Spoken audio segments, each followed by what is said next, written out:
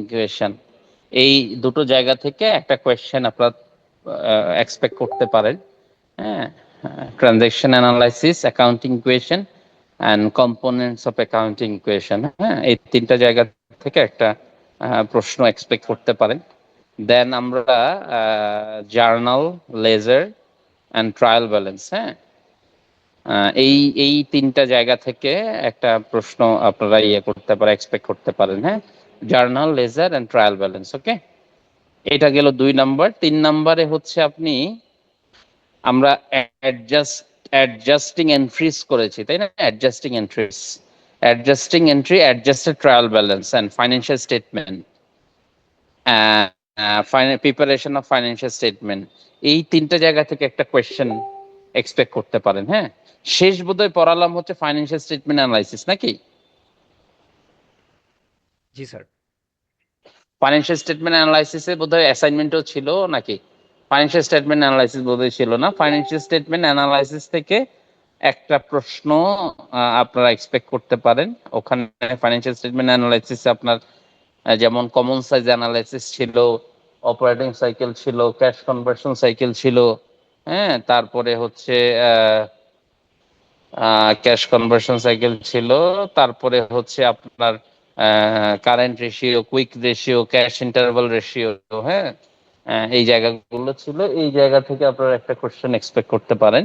So মোটামুটি 4টা কোশ্চেনে আপনারা 3টা অ্যান্সার করবেন, তাই তো? আর কোয়েশ্চেন অ্যান্সার করার সময় একটা জিনিস মাথায় রাখবেন, সেটা হচ্ছে প্রশ্ন যখন লিখবেন তখন অবশ্যই একটা ক্রনোলজিক্যাল অর্ডার মেনটেন করবেন। অর্থাৎ আপনি যদি 1 নম্বর প্রশ্নটা লিখেন, 1 নম্বরে যদি এ এবং বি থাকে, চেষ্টা করবেন ফার্স্টে এ লিখতে, তারপরে বি লিখতে। হ্যাঁ, সো অনেকেই যেটা করে যে একটা কোশ্চেনের এ আপনি একটা পেজে লিখেন, একটা জায়গায় লিখেন, তারপরে আবার অন্য একটা কোশ্চেনে গিয়ে আপনি কিছু লিখে আবার পরে আবার 1 নাম্বার কোশ্চেনের বিটা লিখতে যান। এটা একটু এক্সাম স্ট্র্যাটেজি চিন্তা করলে this is not the right approach. হ্যাঁ, সো স্বাভাবিকভাবেই এক্সাম স্ট্র্যাটেজি এক্সামের জন্য খুবই গুরুত্বপূর্ণ। আপনার প্রিপারেশন যেমন ভালো হতে হবে, আপনি একটা ভালো এক্সাম স্ট্র্যাটেজিও ফলো করতে হবে, তাই না? তো স্বাভাবিকভাবে প্রশ্নগুলো অবশ্যই ক্রনোলজিক্যাল অর্ডার মেনটেন করে লিখবেন। অর্থাৎ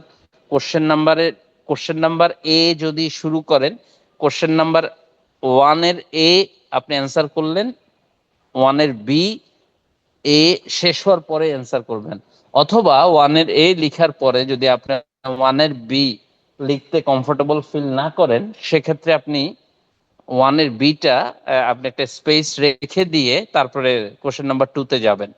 এটা করবেন না যে কোশ্চেন নাম্বার 2 লিখে তারপরে পরে আবার কোশ্চেন নাম্বার 1 এর বি অ্যান্সার করলেন, এটা যাতে না হয়। হ্যাঁ, এটা একটা ব্যাড এক্সাম স্ট্র্যাটেজি, এটার জন্য আপনি কম্পেনসেট করতে হতে পারে আপনাকে। হ্যাঁ, তো স্বাভাবিকভাবে এই জায়গাটা একটু মাথায় রাখবেন।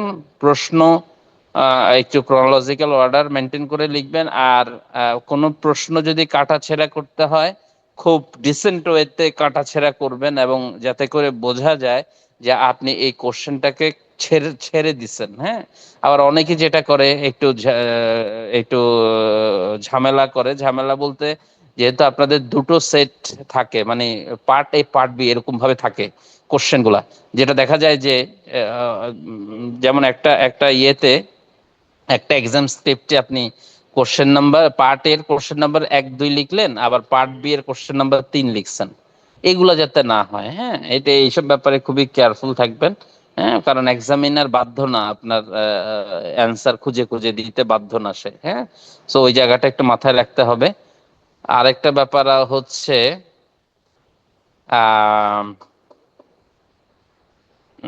আচ্ছা, স্যার, আরেকটা ব্যাপার হচ্ছে আপনি প্রশ্নগুলা একটা ফ্রেশ স্টার্ট দিবেন। মানে প্রতিটা প্রশ্ন লেখার সময় আপনি একদম পেজের শুরু থেকে শুরু করবেন।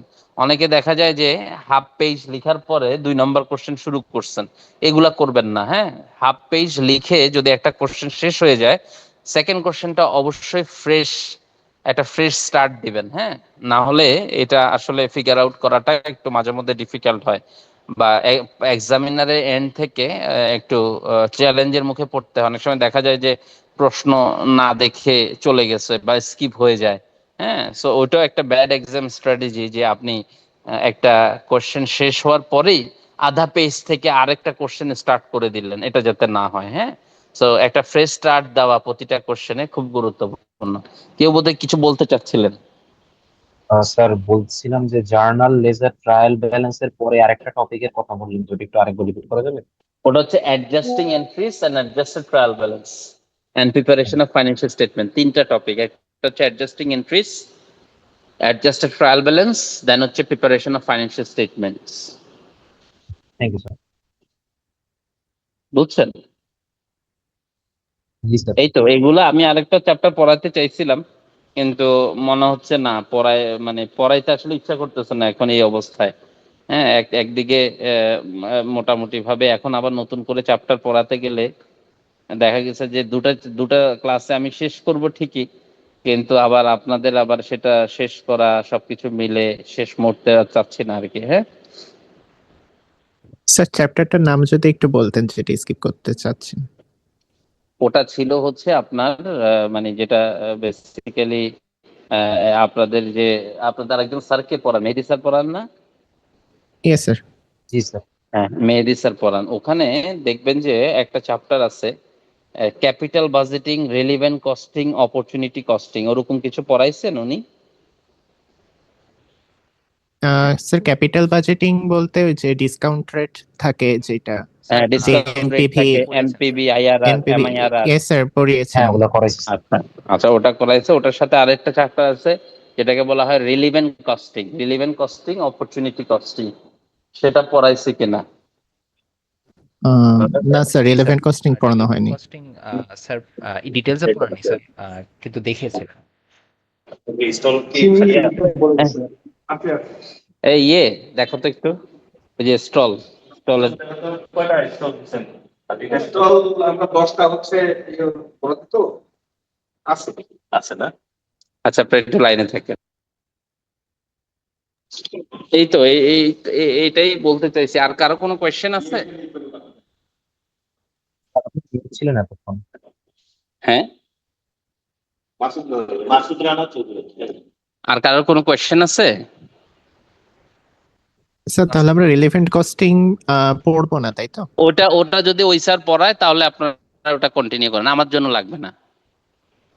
Okay sir. ঠিক আছে, তাহলে এতটুকু পর্যন্তই। আর যা যা করেছেন আমি হয়তো মার্কস অ্যানাউন্স করে দিব আর 2-1 দিনের ভেতরে। একটা হোয়াটসঅ্যাপ নাম্বার লিখে দেন। হ্যাঁ, ঠিক আছে। তো সবাই ভালো থাকেন, বেঁচে থাকলে দেখা হবে। পরীক্ষার সময় তো আমি আসি, তবে হয়তো আপনাদের সাথে দেখা হবে না। তো ভালো থাকবেন সবাই। হ্যাঁ, আর কখনো দরকার হলে যদি মানে সামহাও কেউ যদি আমার সাথে যোগাযোগ করতে চান কোনো ইস্যুতে, হোয়াটসঅ্যাপ নাম্বারে আপনি নক করতে পারেন, অথবা ঢাকা ইউনিভার্সিটি অ্যাকাউন্টিং ডিপার্টমেন্টও চলে আসতে পারেন। অনেকে অ্যাসাইনমেন্ট জমা করার জন্য আসছেন, অনেকে চেনেন।